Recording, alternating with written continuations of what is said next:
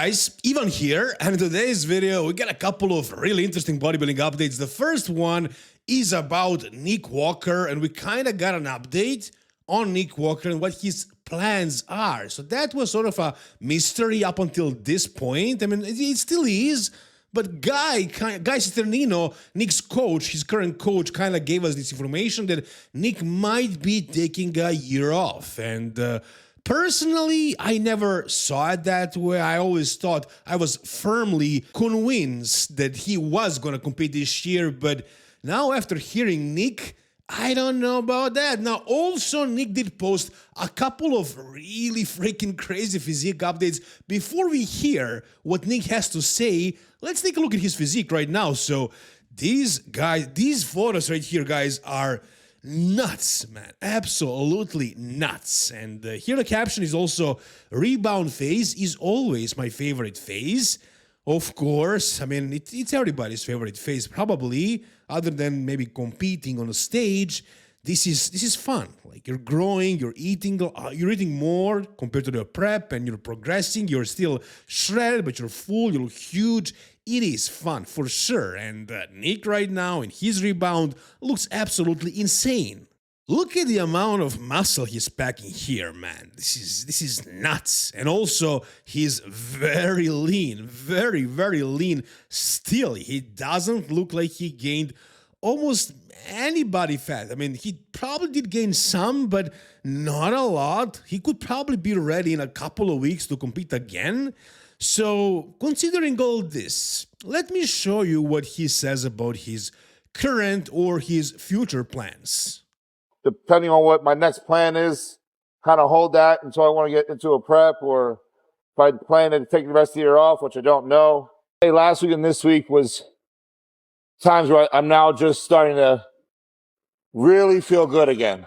I would have to jump into another prep to do another prep for the Olympia. Back in my head is, you know, there's two parts: the competitive nature that's like, yeah, do it.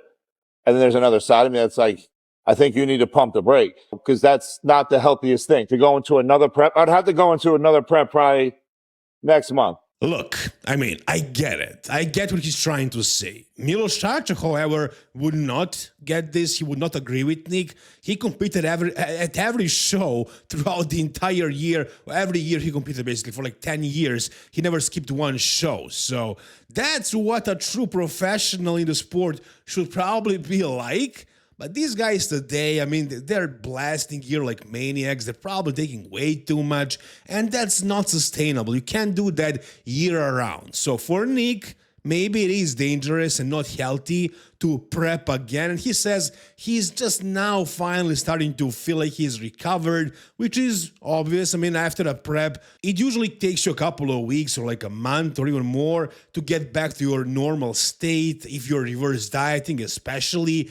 So now that he's finally feeling almost normal, he would have to jump into another prep in a month. But is that really the case? Well, I found these photos right here of the NPC, or actually IFBB Pro League schedule.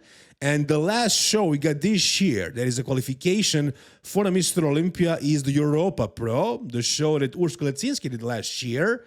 It is in Germany, and Nick never traveled outside of the US, so that could be maybe not an issue. He could get a passport and travel to the Europe, but he could do that show. It's the last show, September 13, and he would have like 23 weeks to that show. Now, if you look at his physique right here, does he look like he needs 23 weeks to get shredded? No, that's the answer. He does not. He needs maybe like 3 weeks, really. But after this show, there is Mr. Olympia, only 2 weeks later. So he couldn't prep for like 8 weeks on a Mr. Olympia. If that is his only option, and the other one is to not compete at all this year at the Mr. Olympia, then I would take this option, man. Again, he has 22 weeks.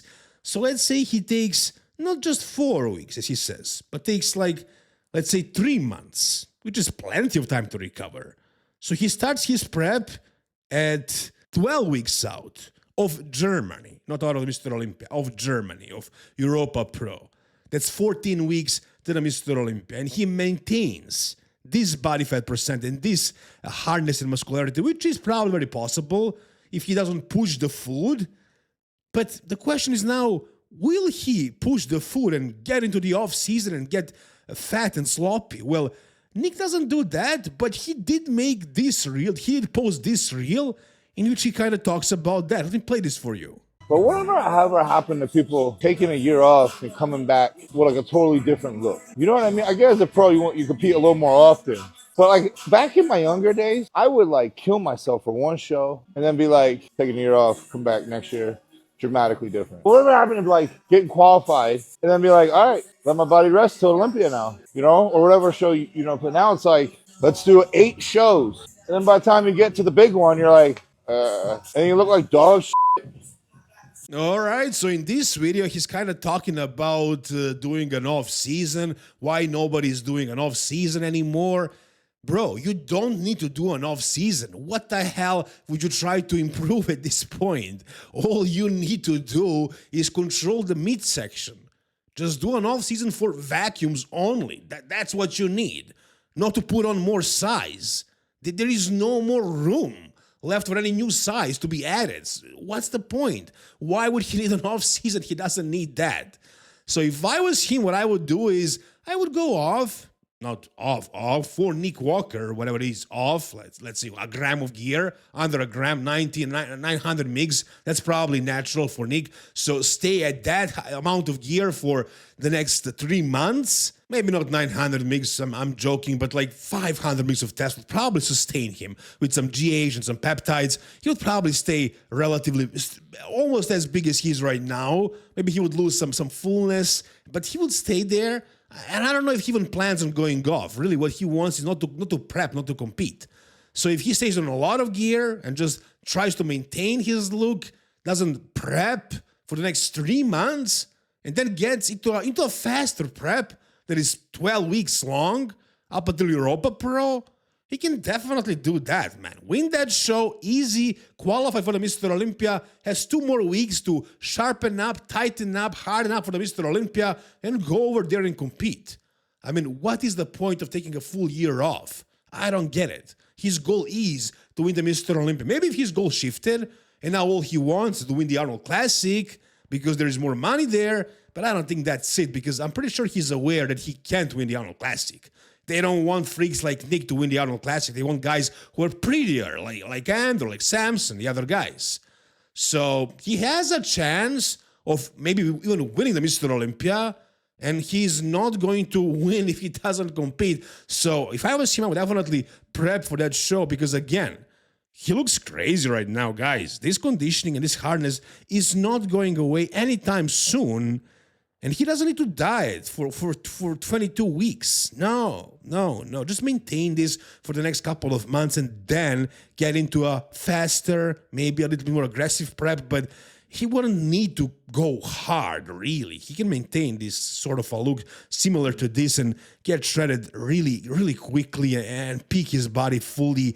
So maybe he doesn't want to do it that way. Maybe he actually wants to have a long prep, but really, in this situation, this year, it's not needed.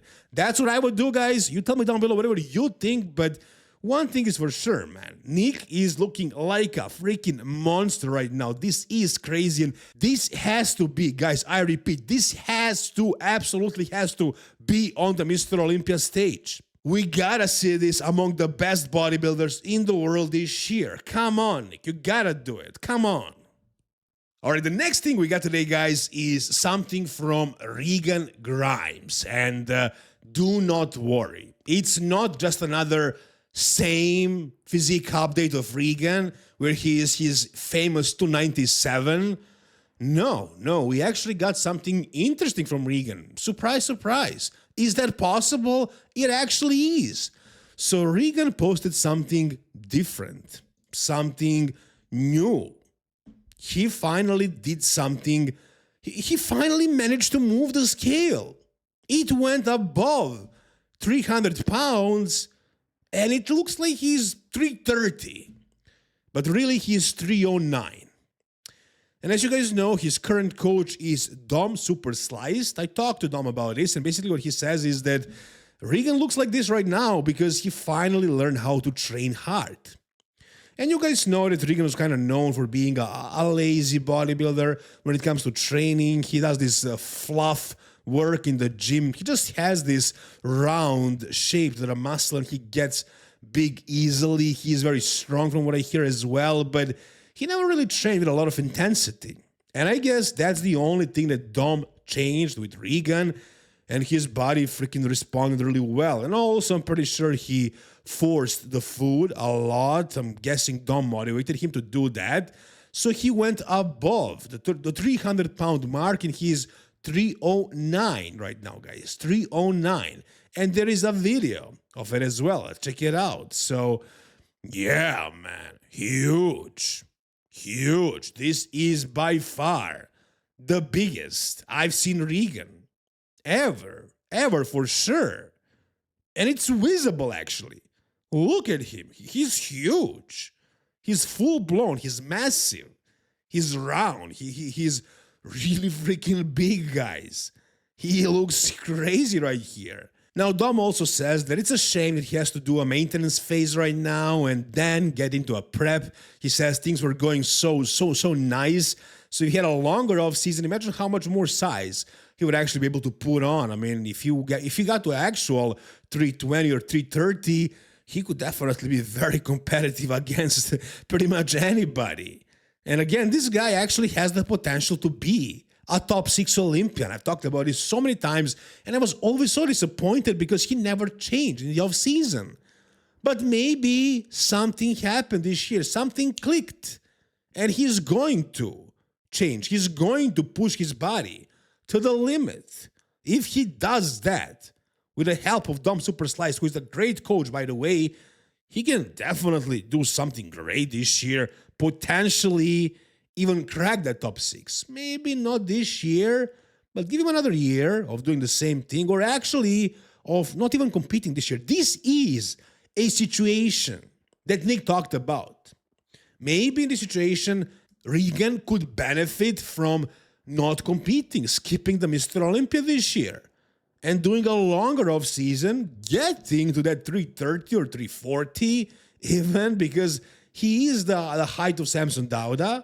Getting to that weight and maintaining this condition, that would be absolutely nuts, guys. That would definitely be something special. But even like this, guys, at 310, he looks enormous, so bubbly, so round. This looks sick, man. This looks so sick. I'm actually excited about seeing Regan on stage for the first time in a long time, guys. In a long time. And I'm honestly just hoping that this is not all just fluff. That it's not all just water weight.